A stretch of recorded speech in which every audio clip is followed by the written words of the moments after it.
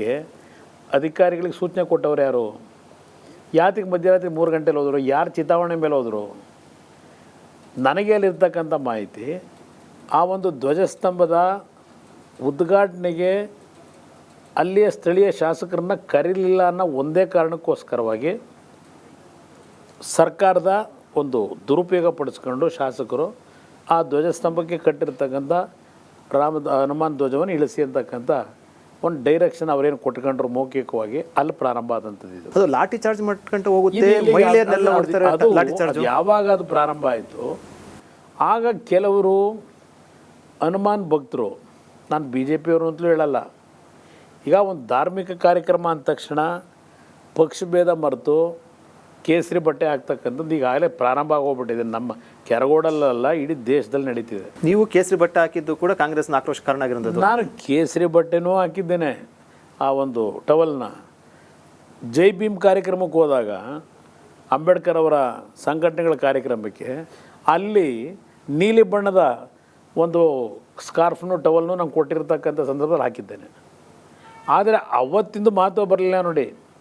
ಅಂಬೇಡ್ಕರ್ ಅವರ ಧ್ವನಿಯಾಗಿರ್ತಕ್ಕಂಥ ಸಂಘಟನೆಗಳ ನೀಲಿ ಬಣ್ಣದ ಟವಲ್ ನಾನು ಹಾಕಿದಾಗ ಮಹತ್ವ ಕೊಡಲಿಲ್ಲ.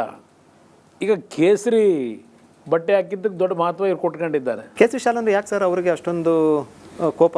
ಕುಮಾರಸ್ವಾಮಿ ಆದ ತಕ್ಷಣ ಕೇಸರಿ ಶಾಲು, ಅವರು ಆ ಕೇಸರಿ ಶಾಲ್ನ ಬಗ್ಗೆ ದೊಡ್ಡ ಮಟ್ಟದಲ್ಲಿ ಈರ್ಷೆಯನ್ನು ವ್ಯಕ್ತಪಡಿಸ್ತಕ್ಕಂಥದ್ದೇನಿದೆ, ಅದೇ ಅವ್ರಿಗೆ ಮುಳುವಾಗ್ತಾ ಇದೆ ಈಗ ಕಾಂಗ್ರೆಸ್ ನಾಯಕರುಗಳಿಗೆ. ನನ್ನ ಅಭಿಪ್ರಾಯದಲ್ಲಿ ಇದು ಸಣ್ಣ ವಿಷಯ, ಇದು ನನ್ನ ಅಭಿಪ್ರಾಯದಲ್ಲಿ. ಇದರಲ್ಲಿ ಯಾರು ಇನ್ವಾಲ್ವ್ ಆದರು? ನಾನು BJPನೂ ಇವರೇನು ಕಾಂಗ್ರೆಸ್ನವ್ರು ದೋಷಣೆ ಮಾಡ್ತಾ ಇದ್ದಾರೆ.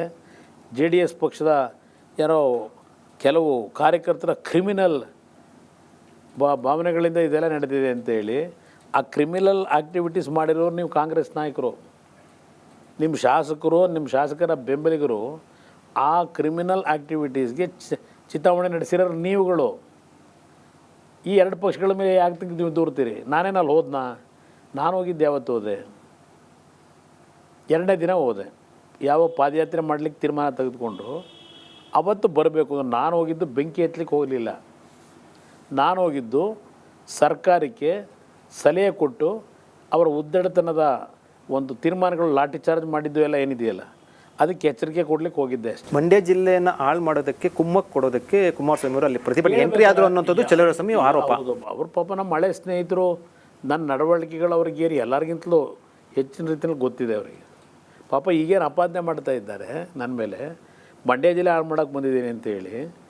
ಇದು ಯಾವುದೋ ಈ ಪ್ರಕರಣದಿಂದ ಮಂಡ್ಯ ಜಿಲ್ಲೆ ಹಾಳಾಗ್ತಿದೆಯಾ? ಏನಾಗೋಗಿದೆ ಮಂಡ್ಯದಲ್ಲಿ?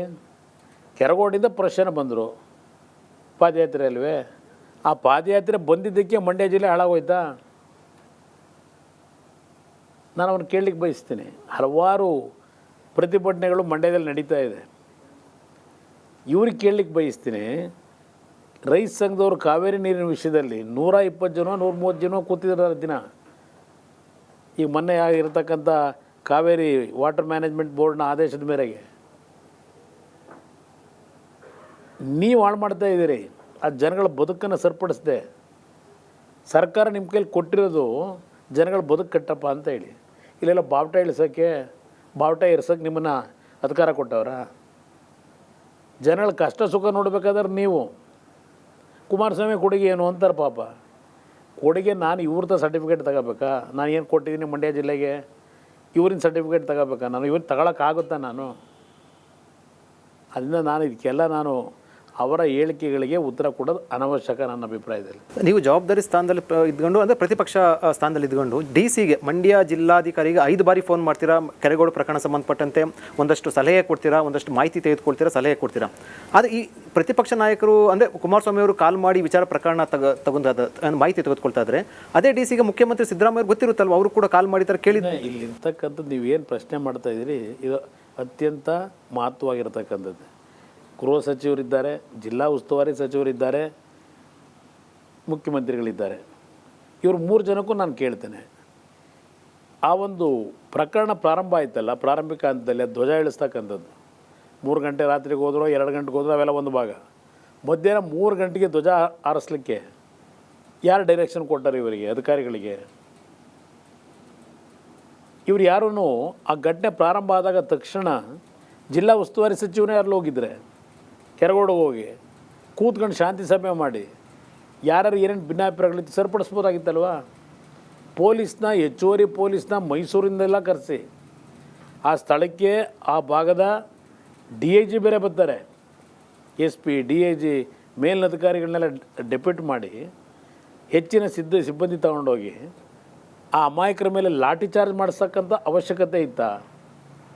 ಸರ್ DIG ಬರ್ತಾರೆ, SP ಬರ್ತಾರೆ, ಮತ್ತು ಹೆಚ್ಚು ತುಕಡಿಗೆ ತರಿಸ್ತಾರೆ, ಇವೆಲ್ಲ ಗೊತ್ತಿದ್ರು ಕೂಡ ಮುಖ್ಯಮಂತ್ರಿ ಸಿದ್ದರಾಮಯ್ಯಗೆ ಇವೆಲ್ಲ ವಿಚಾರ ಗೊತ್ತಿರುತ್ತಲ್ವಾ? ಅದು ಹೇಳಬೇಕು. ಅವರೇ ಡೈರೆಕ್ಷನ್ ಕೊಟ್ಟರು, ಗೃಹ ಸಚಿವರು ಡೈರೆಕ್ಷನ್ ಕೊಟ್ಟರು, ಇಲ್ಲ MLA ಕೊಟ್ಟರು, ಇಲ್ಲ ಜಿಲ್ಲಾ ಉಸ್ತುವಾರಿ ಸಚಿವರು ಕೊಟ್ಟರು ಆ ಒಂದು ಲಾಠಿ ಚಾರ್ಜ್ ಮಾಡಲಿಕ್ಕೆ. ಅವ್ರು ಹೇಳಬೇಕು ಅದನ್ನು. ಯಾರಿಂದ ಲಾಠಿ ಚಾರ್ಜ್ ಆಗೋಂಥ ದೊಡ್ಡ ಘಟನೆ ಏನಾಗಿತ್ತು? ಈಗ ಉದಾಹರಣೆಗೆ ಇಲ್ಲೇನೋ ಆಯ್ತಪ್ಪ, ನಾವೇನೋ ಚಿತಾವಣೆ ಮಾಡಿಬಿಟ್ಟು ಬೆಂಕಿ ಇಟ್ಬಿಟ್ಟು ಮಂಡ್ಯ ಜಿಲ್ಲೆ ಹಾಳು ಮಾಡೋಕ್ಕೆ ಹೋಗೋದು ಅಂತ ಹೇಳ್ತಾರಲ್ವ ಚಾರ್ಜ್. ಅಲ್ಲೇ ಪಕ್ಕದ ಜಿಲ್ಲೆ ಸಿದ್ದರಾಮಯ್ಯನವ್ರು ರೆಪ್ರೆಸೆಂಟ್ ಮಾಡ್ತಕ್ಕಂಥ, ಅದ್ರ ಜೊತೆಗೆ ಅಲ್ಲಿಯ ಸಮಾಜ ಕಲ್ಯಾಣ ಇಲಾಖೆ ಸಚಿವರು, ಆಧುನಿಕ ಅಂಬೇಡ್ಕರ್ಗಳು, ಇವರೆಲ್ಲ ಮಹದೇವಪ್ಪನವರು ಪ್ರತಿನಿಧಿಸ್ತಕ್ಕಂಥ ತಾಲೂಕು ಅಲ್ವೇ.